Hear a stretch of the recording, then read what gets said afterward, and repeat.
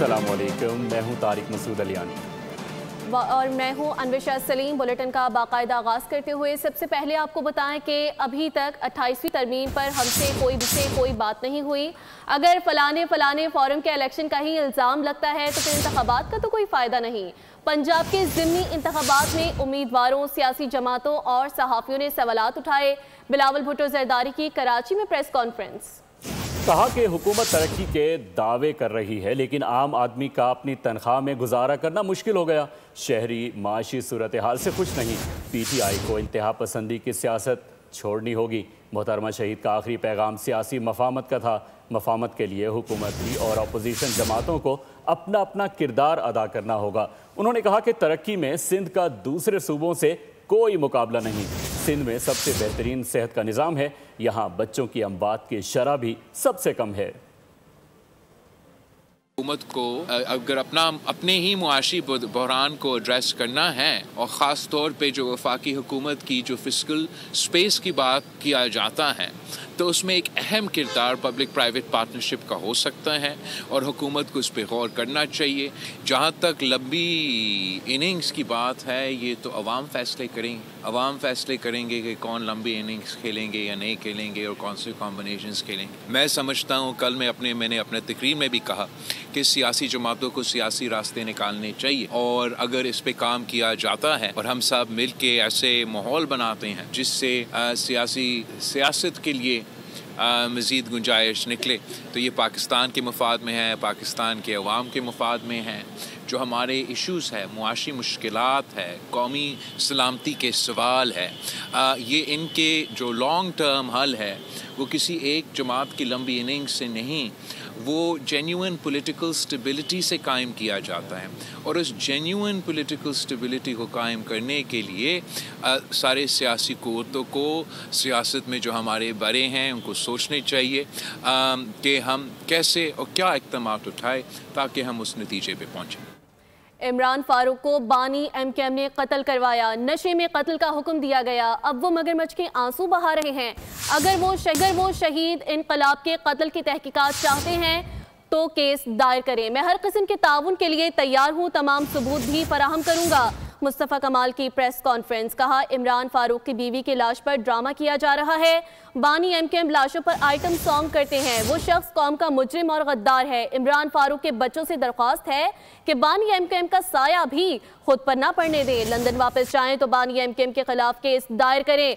अल्लाह का शुक्र है कि कौम को शैतान के चुंगल से आज़ाद करवा दिया। बानी MKM ने पूरी कौम को तबाह कर दिया। मुस्तफ़ा कमाल ने इल्ज़ाम लगाया कि बानी MKM भारतीय खुफिया एजेंसी रॉ से फंड्स हासिल करते हैं। इमरान फारूक को अल्ताफ हुसैन ने मारा है, मरवाया है, नशे में धुत। यहाँ किसी को फोन किया कि तुम्हारे कायद को परेशान करता है, उन्होंने प्लान कर लिया और प्लान करके जाकर इमरान फारूक को मार दिया। सारी डिटेल है हमारे पास। किस दिन मारा? जिस दिन तुम्हारी अल्ताफ हुसैन सालगिरह का दिन है, उन्होंने तुम्हें सालगिरह का तोहफा दिया इमरान फारूक को। 17 सितंबर 2010। 40 साल लगाने वाले इमरान फारूक, पूरा ऑपरेशन भुगतने वाले इमरान फारूक को उसी के कायद की बर्थडे पे, सालगिरह पे उसकी मौत का तोहफा दे रहे हैं। ये अल्ताफ हुसैन पर्सनल सेक्रेटरी कह लें, इनका रिश्तेदार कह लें, जो इफ्तिखार फोन करके बताया कि जो है वो भाई को बर्थडे गिफ्ट हमने दे दिया है। उसके बाद गिरफ्तार हुए, केस चला है। मैं आज ऑफर करता हूं अल्ताफ हुसैन को कि मैं बरतानिया की अदालतों में पेश होने के लिए तैयार हूं। वो जाकर अपने शहीद इनकलाब की एप्लीकेशन लगाए, केस खुलवाए। मुझे पता नहीं करेगा। हम तो बहुत सारी चीजों पर पर्दा डालकर चल रहे हैं, लेकिन इस आदमी को ये समझता है कि ये इंदर राजा है, ये जब जो चाहेगा बोलेगा, दुनिया खामोश रहेगी। ये जो मुहाजिर कौम है ना, बड़ी बदकिस्मत है। ये खा गया पूरी कौम को, ये बेगैरत आदमी। PTI के सोशल मीडिया के दावे फरेब हैं। प्रोपेगेंडा करके मकबूलियत का ड्रामा किया जा रहा है। नून लीग के रहनुमा बैरिस्टर अकील की न्यूज़ कॉन्फ्रेंस कहा कि PTI के सोशल मीडिया पर कोई हकीकी फॉलोअर्स नहीं, मसनूई रीच दिखाई जा रही है। उनकी हकीकत अवाम के सामने आ चुकी है। भारतीय propaganda accounts PTI social media accounts की पैरवी करते हैं।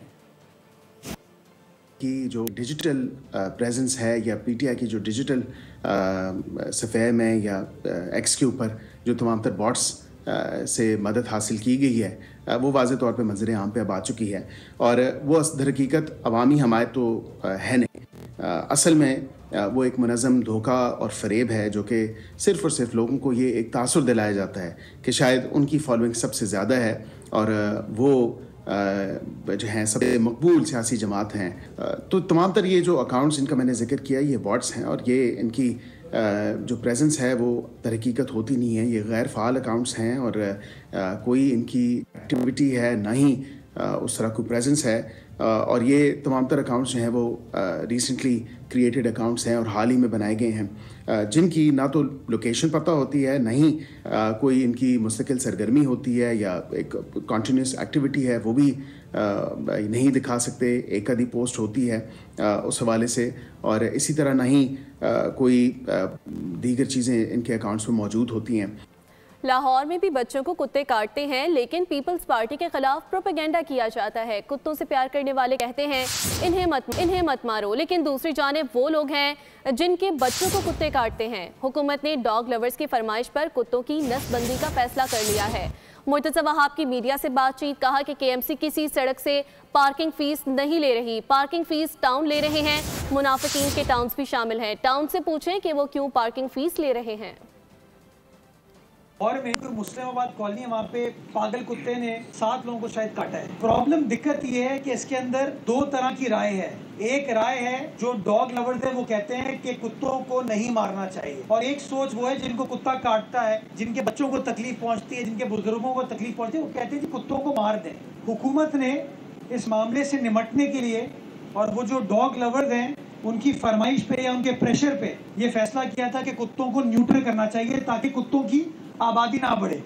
काम चल रहा है लेकिन न्यूट्रिंग आसान नहीं है, होती है लेकिन इतना बड़ा शहर है, इतनी बड़ी तादाद है गालिबन कुत्तों की, ये वो प्रोग्राम उस कामयाबी के साथ नहीं चल रहा। मैं ये समझता हूँ कि इसके ऊपर कोई ना कोई हल निकालने की जरूरत है और वो हल तभी होगा जब हम तनकीद से बाहर निकलेंगे, फैसला कर लें कि इस सिमत में जाना है या इस सिमत में जाना है। जो फैसला कर ले लोग उस फैसले को हम इम्प्लीमेंट कर। खबरों के सिलसिले को आगे बढ़ाते हुए आपको बताएं कि मई में भारत को धूल चटाई आलमी मंजरनामे में अपनी अहमियत मनवाई। 2025 पाकिस्तान के लिए स्ट्रेटेजिक रिटर्न का साल साबित हुआ। आलमी जरीदे पाकिस्तान की अस्करी और सिफारती कामयाबियों को नुमाया तौर पर उजागर कर रहे हैं। बरतानवी अखबार द टेलीग्राफ ने पाकिस्तान को वाशिंगटन में दोबारा मरकजी हैसियत हासिल करने वाला मुल्क करार दिया। फील्ड मार्शल आसिम मुनीर ने सबसे लाली परचम सर बुलंद रखा, अस्करी और सिफारती महाज पर अहम कामयाबियां हासिल की। The Telegraph chief of defence forces की पेशा वराना महारत को मान गया। बरतानवी जरीदे के मुताबिक भारत की शदीद लॉबिंग के बावजूद पाकिस्तान को वाज़ेह सिफारती सबकत हासिल रही। पाकिस्तान को कई ममालिक के मुकाबले में बेहतर टैरिफ रियायतें मिली। वज़ीर आज़म पाकिस्तान और फील्ड मार्शल आसिम मुनीर को ओवल ऑफिस तक बराह रास्त रसाई मिलना भी इसी सिफारती कामयाबी का असर है। दी टेलीग्राफ ने यबी गेट हमले के मरकजी मुल्ज़िम की गिरफ्तारी और सिर्फ 2 दिन में अमरीका हवालगी ट्रंप इंतजामिया के साथ ताल्लुकात में अहम मोड़ करार दी। कांग्रेस से खिताब में सदर ट्रंप ने दहशतगर्दी के खिलाफ अमली ताउन पर पाकिस्तान का ख़ुसूसी शुक्रिया अदा किया। पाकिस्तान की जानिब से सदर ट्रंप को नोबेल अमन इनाम के लिए नामजद करना एक गैर मामूली और मौसर सिफारती इक़दाम साबित हुआ। जून में फील्ड मार्शल आसिम मुनीर की सदर ट्रंप से ऑफ द रिकॉर्ड मुलाकात के बाद ट्रंप मुसलसल इनकी तारीफ करते रहे, हत्ता कि गज़ा सीज़फायर के मौके पर इन्हें अपना पसंदीदा फील्ड मार्शल करार दिया। पाकिस्तान ने खुद को मशरिक़ी वस्ता में एक जिम्मेदार और मौसर स्ट्रेटेजिक पार्टनर के तौर पर बनवाया। टेलीग्राफ ने सितंबर में $6 खरब मालियत के मादनी ज़खायर पर पाक अमरीका ताउन के MOU को आलमी सतह पर एक बड़ा सरप्राइज़ करार दिया। वफाकी हुकूमत का बड़ा फैसला, रियासत मुखालिफ गुमराहकुन प्रोपेगेंडा करने वाले शरपसंद नासिर के खिलाफ घेरा तंग कर दिया गया। इदारों के खिलाफ फर्जा सराई करने वाले आदिल फारूक राजा का नाम 4th शेड्यूल और कलदम अशखास की फहरिस्त में शामिल करने का नोटिफिकेशन बाकायदा तौर पर जारी कर दिया गया। आदिल राजा पर पाबंदी इंसदाद दहशतगर्दी एक्ट 1997 के शिक के तहत आयद की गई है।